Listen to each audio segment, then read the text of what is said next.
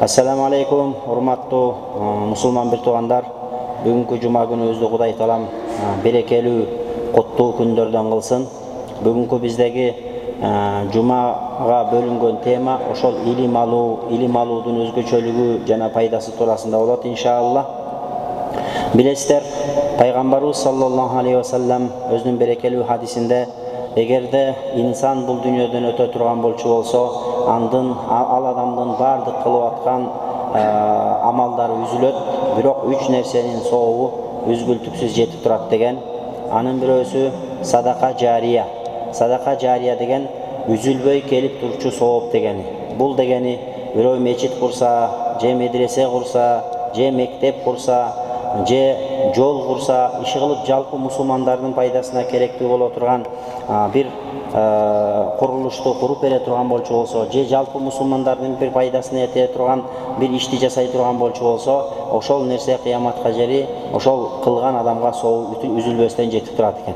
Пайгамбарыбыз саллаллаху алейхи ва саллям хадисте айтат: "Мен санна фил ислами суннатан хасанатан фалаху ажруха ва ажру ман амила биха min gayri an yanqusa min ujurihim shay." Демек, пайгамбар саллаллаху алейхи ва саллям хадисте айтты: кимде-ким исламда бир жакшы бир жолду баштай турган болчу болсо, ошол жакшы жөрөлгөнү бирөө баштап койсо, андан кийин келген адамдар ошол жөрөлгөнү улантып кете турган болчу болсо, ошол башында ошол жөрөлгөнү биринчи баштаган адамга эч бир соогу кемитилбестен жетип турат деген. Кийинки эле ошол хадистин уландысында: "Ва ман санна суннатан сайyiatan falahu wizruha wa wizru man amila biha."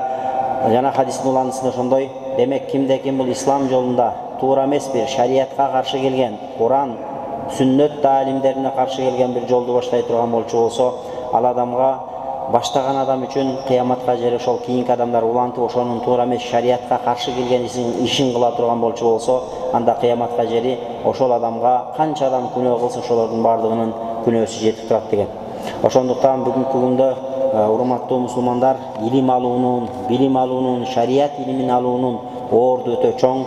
Бизде муфтиятыбызда белгиленгендей, жакшы билесиздер, биз Ханафи мазхабынын негизинде, Матуриди ишениминин негизинде өзүбүздүн илимибизди, билимибизди өркүндөтүүнүн үстүндө иштешибиз керек. Эмнеге дегенде, бул Ханафи мазхабы Имам Азам рахматулла алейхи, бул бир эле Имам Азамдын мазхабы же бир эле Имам Азамга тиешелүү бир мазхаб же Имам Азамдын жазып койгон фатвалары менен эле бул Имам Азам мазхабы калыптанып калган эмес. Тетиринче Имам Азам рахматулла алейхинин тегерегинде жүздөгөн чоң аалымдар болгон. Ошолордун бардыгы биргелешип Имам Азамды алдыга түртүп, мындай кыска сөзүм айтканда, Имам Азам рахматулла алейхини баягы көтөрүп, ошентип Имам Азам мазхабы делип калган. Болбосо бул бүтүндөй ислам үммөтүнүн жарымынын мазхабы десек жаңылбайбыз. Ошондуктан урматтуу мусулман бир туугандар, илим алуу бул баягы ийне менен кудук каскандай дейт. Бирок азыркы кезде, заманыбызда, учурубузда, интернет айдыңында, башка жактарда ар кандай иликтенбеген, ар кандай биздин мазхабка туура келбеген бир баягы баяндар же шарияттарды айткандар бар, көрүп атасыздар. Ошондуктан биз сиздерге биринчи бир жол катары, бир тартип катары ошол өзүбүздүн Ханафи мазхабындагы алым уламалардын гана айткан сабактарын угууга, ошолорду карманып жашоого чакырат элек. Пайгамбар саллаллаху алейхи ва саллям: "Мен силерге 2 нерсени таштадым, ошол 2 нерсени кармансаңар силер эч качан адашпайсыңар" деди. Ал Куран жана сүннөт деген. Бул деген сөз кээ бир мусулмандарыбыз, кээ бир мусулман бир туугандар: демек Куран турса, сүннөт турса, башка аалымдардын сөзү алынбайт турбайбы" деген бир пикирде, бул бир жупуну, бир жөнөкөй бир түшүнүк болуп атат дагы. Жыйынтыкта өзү эле Курандан же хадистен бир нерсени окуй коюп, ошого амал кыла коюп, ал кылган амалы фикдагы Ханафи мазхабына, акыйдада Матуриди акыйдасына каршы келип калган учурлар аябай көп кездешип атат. Ошондуктан илим алууда биринчи багытты тандаш керек. Илгери ата баба, устаздар, молдолорду окутуп келгенде биринчи 40 парзды жаттаткан. Ошол 40 парздын 40-чы парзы ошол баланын атасы баласын бир ишенимдүү, түз туура жолдогу, таалим тарбия көргөн, кадыр барктуу, динге мээнети сиңген бир устазга алып келип, ошол устазга тапшырып, мына баламды окутуп бериңиз деп тапшырган экен да. Ошондуктан урматтуу мусулман бир туугандар, бүгүнкү күндө биздин балдарыбыз, biz başka комнатта жатабыз, балдарыбыз başka комнатта жатат дагы. Балдар интернеттен, телевизордон ар кандай нерсени көрүп туруп, биздин жаныбызда жүрүп эле балабыздын түшүнүгү ар башка, биздин өзүбүздүн түшүнүгүбүз ар башка болуп калып атат. Ошондуктан урматтуу аталар, агалар, инилер, өзүбүздүн балдарыбызды үйдө контролдойлу. Өзүбүздүн балдарыбызды контролдоп, өзүбүздүн Кыргызстандагы белгилүү болгон, мисалы Ажирети Чубагажы рахматы устазыбыздай болгон ошондой аалымдардын гана маселелерин угууга чакырып, өзүбүздүн аалымдарды угууга, ар кандай англис тилинен, араб тилинен же башка тилдерден которгон маселелерден оолак болууга чакырышыбыз керек. Анткени эмнеге дегенде биздин элдин бардыгы эле дин жаатында эксперт эмес. Элдин баары эле ак караны же туура эмести ажырата албайт. Мусулмандарда пайгамбарыбыз хадисте айткандай 73-кө бөлүнөт деген. Ошол 73-түн 72-си адашкан, бирөөсү гана адашпайт. Алар жаннатта, алар ахлу сүннөт вал жамаат деген пайгамбар саллаллаху алейхи вассалам хадисин баарыңыздар жакшы билесиздер.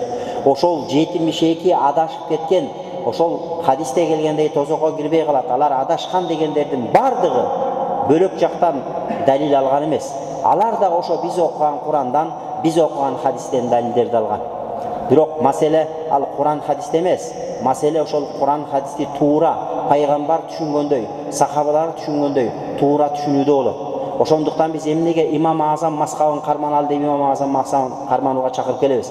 Анткени эмнеге дегенде Имам Азамдын жанында жүздөгөн чоң-чоң муштахид деңгээлдеги аалымдардын бардыгы Куран сүннөттөн ошол өкүмдөрдү сууруп чыгып, ошол Имам Азамдын ар бир берген фатвасы, ар бир кылган амалы, адамдарга берген фатвасы, өкүмдөрү бүт бардыгы Куран сүннөттөн алынган экендигине жөнөкөй карапайым мусулмандар эмес, менмин деген чоң-чоң ахлу сүннөт вал жамаат аалымдары бардыгы бир ооздон ошол адамдын аалым экендигине жана ал адамдын ар бир берген фатвасы, же бир сахабанын фатвасы, же бир табииндин фатвасы, же бир Курандан, же бир сүннөттөн суурунуп алынган бир далил экендигине бардыгын анышкан.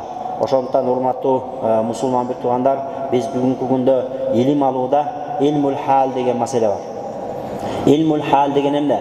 Илмул хал деген ар ким өзүнүн жашоосунда, күнүмдүк жашоодо өзүнүн кылып аткан ишинде, жумушунда, дыйканчылыгы болобу, бизнеси болобу, мейли мугалим болобу, мейли ал медик болобу, мейли ал милиционер болобу, кандай эмне кызматта болбосун, ошо өзүнүн кызматында кайсы деңгээлде кылган иши адал, кайсы деңгээлде кылган иши арам, кайсы деңгээлде кылган иши макруh болот экендигин ар бир мусулман билиш керек. 5 убак намазды окуш кандай боло турган керек, билиш керек болгон болчу болсо, 30 күндүк орозону тутушту кандай тутуш фарз болгон болчу болсо, ушуга окшогон өзүнүн ишинде кылып аткан ишинде эмне нерсеси адал, эмне нерсеси арам экенин тактап алыш ал ар бир мусулмандын мойнундагы милдети болуп эсептелет. Имам Газали рахматулла алейхи айтканда ошентип айтат экен. Бул намаз окуш, 5 убак намазды окуш жана намаздын ичиндеги тартиптерди үйрөнүш бул парз. Намаз окуйм деп эле келип мына жерге элестетсеңиздер, 40ка чыккан, 50ге чыккан байкелер келет. Келип эле жөн эле элди туурап оң коюп тоң кое берсе, ал адамдын намазы кабылбы десе, чындап шариаттын назары менен караганда ал адамдын намазы кабыл эмес. Биринчи очередде намаз кабыл болуш үчүн гусул болуш керек, чоң даараттан таза болуш керек.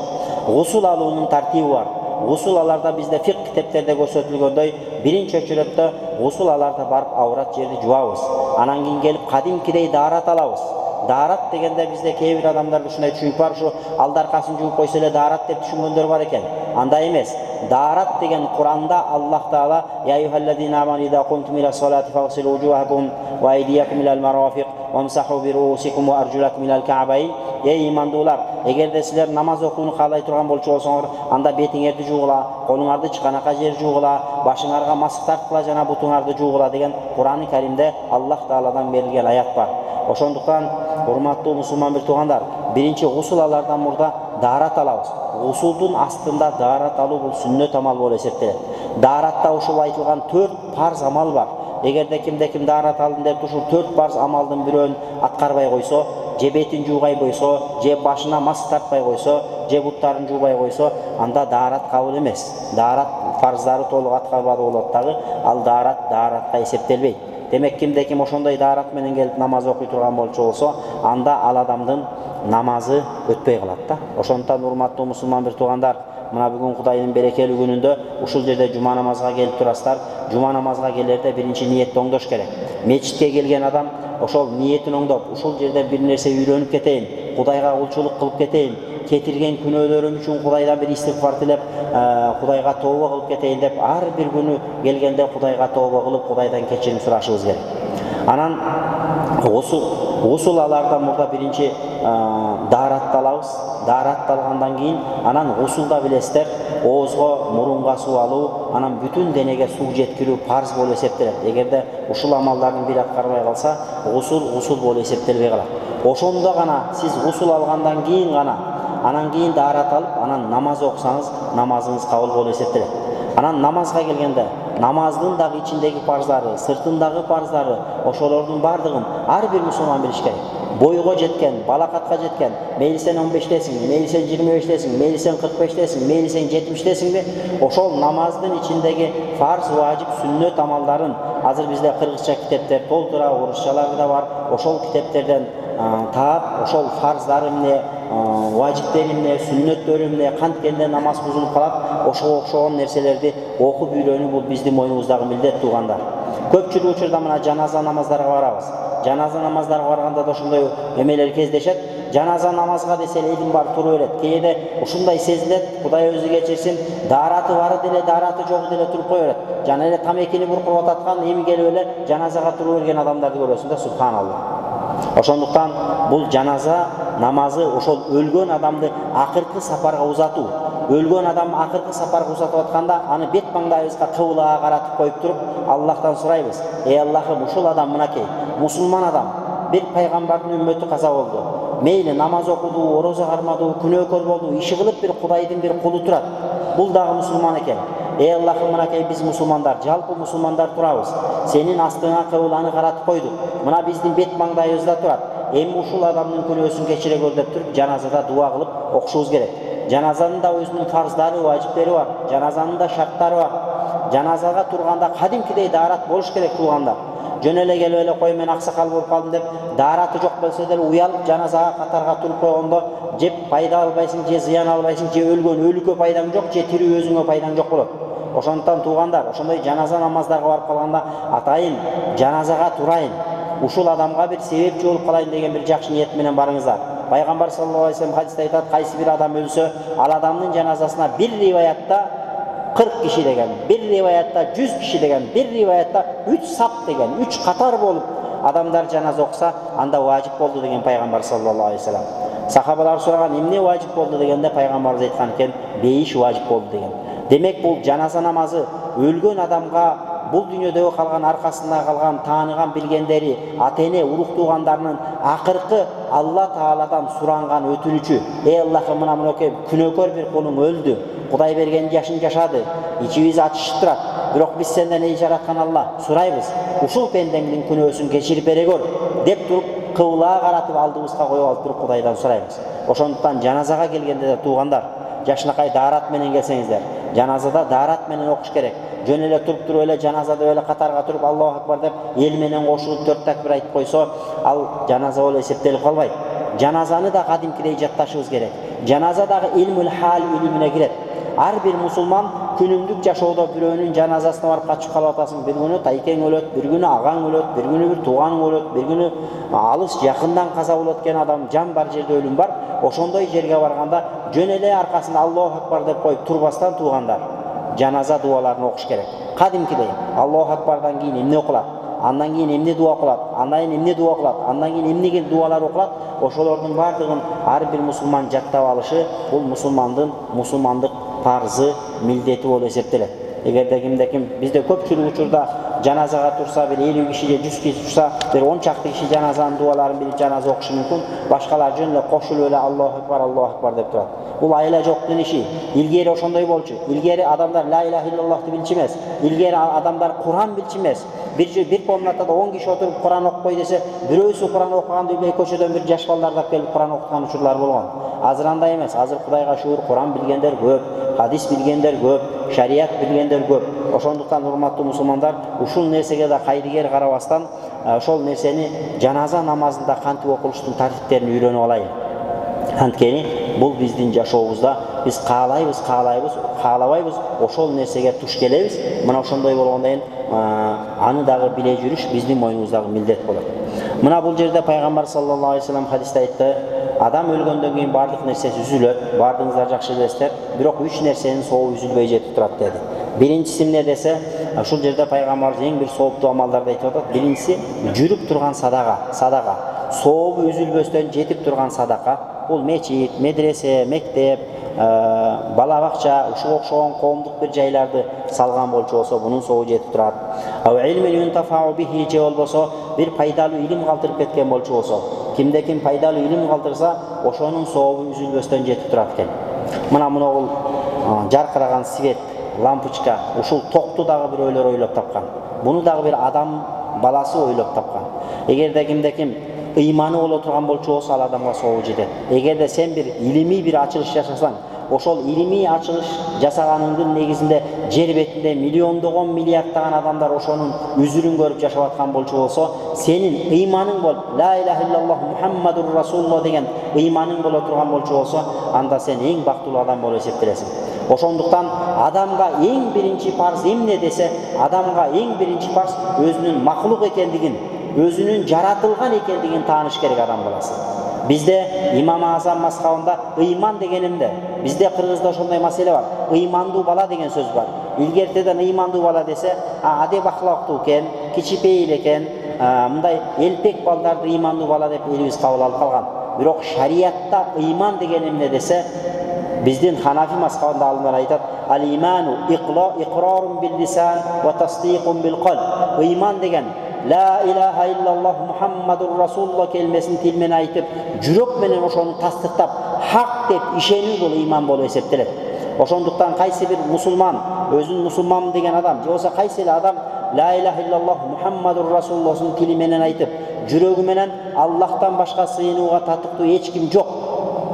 Эч бир сыйынууга татыктуу зат жок, бир гана Аллах бар, жана Мухаммед пайгамбар анын элчиси, 124 миңдин тегерегинде пайгамбарлар келген. Алардын бардыгы хак динге, Алланын динине чакырган, туура жолго чакырган пайгамбарлар болгон деп кимде ким ишенсе, өлгөндөн кийин кайра тирилүүгө ишенсе, кыямат күндүн бар экенин ишенсе, акыр замандын бар экенин ишенсе, тозок бейиштин бар экенин ишенсе, аршы курсинин бар экенин ишенсе, анда ал адам мусулман болуп эсептелет. Кимде ким өлгөндөн кийин тирилерге ишенбей турган болчу болсо, кимде ким кабырдан тирилип турууга ишенбесе, кимде ким периштелерге ишенбесе, кимде ким Аллахтан түшкөн китептерге ишенбесе, анда ал адам жан чыкса түбөлүктүү тозокто бар, тозокко түшүп калыш коркунучу бар. Ошондуктан урматтуу мусулман бир туугандар, эл арасында ошондой сөз бар. Мен ушул кулагым менен угуп таң калгам аксакал кишилерден. Бу Куранды Мухаммед пайгамбар Инжилден көчүрүп алыптыр деген сөздү айткандар бар. Наузу билlah, Кудай сактасын. Куранды пайгамбар саллаллаху алейхи вассалам Инжилден да көчүргөн эмес, Таураттан да көчүргөн эмес, Забурдан да көчүргөн эмес. Куранды Жабраил алейхиссалам Мухаммед пайгамбарга жеткизип турган. Кимде ким Куранды Мухаммед пайгамбар кана ва юаллимуху башар деп Куранда да аят келет. Кээ бир адамдар ошентип ойлогон, бул Мухаммедке түнкүсүн бирөө келип үйрөтүп кетип атат деген. Кимде ким Мухаммед пайгамбарыбыз туурасында келгенде, Мухаммед пайгамбарга бирөө үйрөтүп анан Куранды жазган дей турган болчу болсо, анда ал адам чоң жаңылышта. Анда ал адам тобо кылыш керек болот. Анда ал адам кайра ислам динине кирүү ниетинде La ilahe illallah Muhammadur Rasulullah келмесин айтыш керек болот туугандар. Ошондуктан карап жумурай журттун, калың элдин арасында ушуга окшогон ишенимдер көп. Ошого окшогон ишенимдерди өзүбүздөн тазалайлы. Мухаммед пайгамбарыбызга Куран түшкөн. Демек, Куран бул Кудайдын китеби. Курандан башка Таурат, Забур, Инжил деген ыйык китептер Алладан келген пайгамбарларга түшкөн китептер деп ишенебиз. Бирок ошол китептердин ичинен эң акыркысы, кыяматка жери адамзатынын акыр заман болгонго жери ошол китепке амал кылып жашаган адам гана бактылуу экендигин биздин ислам шариятыбыз айтат. Ошондуктан кыяматка жери бул ислам дини жер бетинде жашай берет. Жер бетинде Аллах деген, чындап Аллах деген адамдар калбай калганда, анан акыр кыямат болот дейт да. Ошондуктан урматтуу мусулман бир туугандар, Кудайды тааныганга аракет кылайлы. Жаратканды тааныбаган адам, жаратканды тааныбастан туруп намаз окусаң, анда намазың деле пайдасы жок, орозоң деле пайдасы жок болот. Бирок негизинен алхамдулилlah биз мусулман элбиз, бардыгыбыз Аллахтын шерики жок деп билебиз. Аллахтын аялы жок, Алланын баласы жок, Allah Taala hiç bir nersege muhtaç emas. Allah Taala toğga da muhtaç emas, taşka da muhtaç emas. Allah Taala asmanga da muhtaç emas. Allah Taala arşka da muhtaç emas. Allah Taala asmandı da, жерди да, аршты да, тоуну да, күндү да, бүтүндөй махлуктарды жараткан. Ошондуктан Алла Таала бул дүйнөдө жараткан махлуктарды жок кылуудан эч качан коркпойт. Алла Таала бул дүйнөдө жаратуучу, кайра жок кылуучу, кыяматта тирилтүүчү, амалына жараша бейиш менен жазалоочу, тозок менен жазалоочу деген Аллах Тааланы ошентип биз ишенебиз.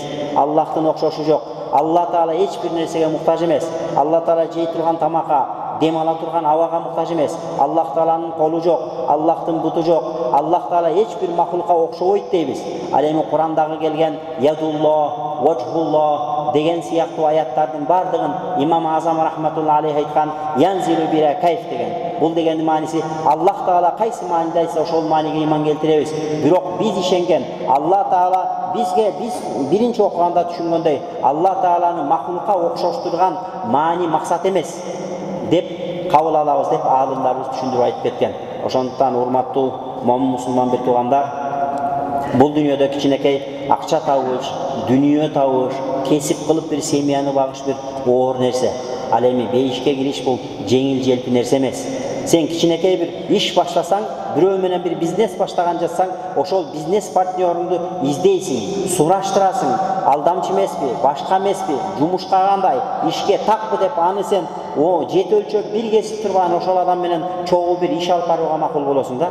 Субханалла. Ал эми акыретибиз, бейишибиз болгон бул ислам жолунда жөн эле келип эч бир изилденбестен, эч нерсе кылбастан, жөн эле кайдыгер келип эле 5 убак намаз окуп койгондон оолак болойлу туугандар.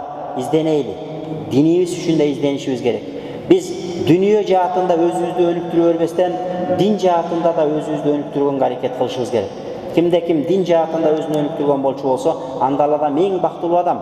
Пайгамбар саллаллаху алейхи ва саллям хадисте айтты: "Ман арадаллаху бихи хайран юфақиху фид-дин." Кимде-кимге Аллах Таала жакшылыкты каалай турган болчу болсо, Аллах Таала аны динде факих кылып коет деген да. Динде факих дегендин мааниси жөн эле фикх илимин билет деген эмес. Диндеги туура түшүнүктү берет деген сөз. Кимде-ким динди туура түшүнө турган болчу болсо, анда ал адам эң бактылуу адам болуп эсептелет туугандар. Жанагы айтып өткөндөй, мен силерге эки нерсени таштадым, эки нерсени кармансаңар адашпайсыңар деген Пайгамбар саллаллаху алейхи ва саллям айткан сөзү бул хак сөз. Бирок бул сөз ошол имам Азам деңгээлиндеги, муштахид деңгээлиндеги улуу имамдарга айтылган. Курандан ошондой бир өкүмдөрдү алып чыгыш үчүн, Куранды түшүнүш үчүн ошого ошондой баш керек, ошондой бир даярдыктар керек болот. Мектептеги 5-класстын эсебин чыгара албай жатабыз. Ошол эсептин майын чыгаргандар муну окшогон микрофондорду ойлоп таап атат, муну окшогон телефондорду ойлоп таап атат, муну окшогон лампочкаларды ойлоп таап атат, муну окшогон камералар, видео камераларды ойлоп таап атат туугандар. Ошондуктан мектептин сабагын жарытпаган адам ал Куранды деле жарытып окуй албайт.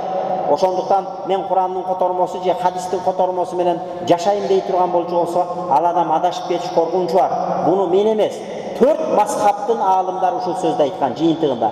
Кимде-ким мазхаб карманбай турган болчу болсо, кимде-ким Куран менен сүннөттү түз эле кармана берем дей турган болчу болсо, ал адам адашууга барат деген. Эмнеге дегенде Пайгамбар саллаллаху алейхи ва саллям айткан: "Фасалу ахла", Куранда айтылган: "Фасалу ахла зикри ин кунтум ла та'ламун". Силер билбесеңер, ар бир элдин, ар бир кесиптин адистеринен сурагыла деген. Аалымдар ошентип тафсирлейт бул аятты. Демек, ар бир кесиптин адисинен сурайсың. Bir жерин катуу ооруп атса, сен врачка барасың, врач менен кеңеш аласың. Bir бизнес баштаган жаткан болсоң, ошо бизнести жакшы түшүнгөн адамдан консультация аласың. Же болбосо бир стройка кылып атсаң, ошол сенден мурун стройка кылган, стройкадан тажрыйбасы бар адамдан кеңеш сурайбыз. А бирок биз динибизге келгенде эч кимден кеңеши жок эле, Куранды ачып алып эле окуй тургандай биз эмеспиз туугандар. Мектепте ушу жарытып 4-5 менен окуй албаган жаныбыз эми Кудайдын сөзү болгон Куранды өз бет алдынча устатырдоо эле ачып түшүнүп кетет деген сөз бул ката түшүнүк. Пайгамбар саллаллаху алейхи ва саллям, Аллах Таала пайгамбарыбызды түшүрдү. Аллах Таала пайгамбарга Куранды түшүрдү. Эмнеге? Эгерде устазы жок эле адамдар өзү окуп алышы мүмкүн болгондо, анда Аллах Таала пайгамбарды түшүнбөй эле Куранды түшүрүп эле, мусулмандар Куранды окуп алгыла деп коймок Курандын бир аятында. Эмнеге Аллах Таала пайгамбарыбызды берди? Пайгамбарыбыз ошондуктан шариятыбызда Куран бул Аллахтын өкүмү болсо, Курандын баяндамачысы, Курандын түшүндүрмөсү, Курандын жандырмагы бул пайгамбар саллаллаху алейхи ва салламдын сүннөтү болуп эсептелет. Пайгамбар саллаллаху алейхи ва саллам хадисте айтты: "Алымдар булар пайгамбарлардын мураскерлери. Алымдар алтын, күмүш, динар, дирхам мурас калтырган эмес. Алымдар булар илим мурас калтырган" деген. Ошондуктан пайгамбарлардан ошол илим мурас калган. Демек бул алымдар пайгамбарлардын мураскери деген пайгамбар саллаллаху алейхи ва салламдын хадиси бар. Ошондуктан Курандын атынан сүйлөй турган ким десе, ошол имам Азам. Курандын атынан, хадистин атынан сүйлөй турган ким десе, ошол имам Шафии, ошол имам Ахмад, ошол имам Маликтер болот. Биз Курандын атынан сүйлөгөнгө акыбыз жок. Биз жөн гана Куранды сүйөбүз, сыйлайбыз, урматтайбыз. Курандан аалымдар чыгарып берген акыйдада, фикта, бардык илимдерде эрежелер бар. Ошол эрежелерди карманып жашайбыз. Ошон үчүн Ахматов Чубак ажыкебиздин жана бактылуулуктун формуласы деген китеби бар го. Ал бактылуулуктун формуласы асмандан түшкөн жок. Бактылуулуктун формуласы ушу Куран хадистен аалымдар алып берген фатвалардын жыйындысы. Демек, бактылуулуктун формуласы ошол Куранда камтылган. Куран бир чоң бир токой. Анын ичинен адам баласы токойдо өзүнө керектүү нерсесин терип жегендей, ар бир адам өзүнө керектүү бир өкүмдөрүн алышы мүмкүн. Ошондуктан урматтуу мусулман бир туугандар, маскабыбызга бекем болойлу. Биз ахлу сүннөт вал жамаат эли. Пайгамбарыбыз башында айтып өткөндөй, хадисте айткандай 73-кө бөлүнөт дей турган болчу болсо, ошонун бирөөсү гана кутулуучулар деген. Алар ким дегенде, баягы көпчүлүк мусулмандардын жоон тобун түзгөндөр деген. Демек, ахлу сүннөт вал жамаат ушул пайгамбар саллаллаху алейхи ва саллам хадисте айткан кутулуучу топ, кутулуучу жоон топ мусулмандар, булар ошол ахлу сүннөт вал жамаат эли дейт. Ахлу сүннөт вал жамаат 4 мазхабтан турат. Фикх боюнча 4 мазхаб бул ахлу сүннөт вал жамаатты түзөт. Улар бардыгы туура жолдо, хак жолдо деп ишенебиз. Имам Азам мазхабы, Хамбали мазхабы, Малики мазхабы, Шафии мазхабы. Ал эми акыйда боюнча ахлу сүннөт вал жамаат экиге бөлүнөт. Матуриди акыйдасын кармангандар жана Ашари акыйдасын кармангандар. Бул имам Матуриди же имам Ашаридин акыйдасы бул Куран хадистен башка бир акыйда эмес. Тетиринче булар ошол Куран хадистеги пайгамбардын, сахабалардын акыйдасын жаңы тил менен, жаңы бир форматта бизге түшүндүрүп берген деп кабыл алсак жеңил болот. Имам Матуриди өзүнүн оюнан акыйда чыгарган эмес. Ал имам Азамдын акыйдасын бизге түшүндүрүп берген. Имам Азамдын акыйдасы, имам Тахави Фикхул Акбардын башында айткандай, имам Азамдын акыйдасы бул пайгамбардын акыйдасы, бул сахабалардын акыйдасы болуп эсептелет. Ошондуктан урматтуу мусулман бир туугандар, сөзүбүздүн акырында ошо бардыгыңыздарды илим алууга, илим алганда да өзүбүздүн Ханафи мазхабтын негизинде, Матуриди акыйдасынын негизинде илим алууга чакырабыз. Аллах Таала бардыгыбыздан жахилдикти кетирсин. Аллахты тааныганды Кудай Таалам өзү насип кылсын. Алланы кимде ким туура тааныса, жаратканды тааныса, анда аладан тозоктон кутулат. Кимде ким пайгамбарды тааныса, анда аладан тозоктон кутулат. Кимде ким акыреттеги гайып нерселерге иман келтирсе, ал адамдар тозоктон кутулат.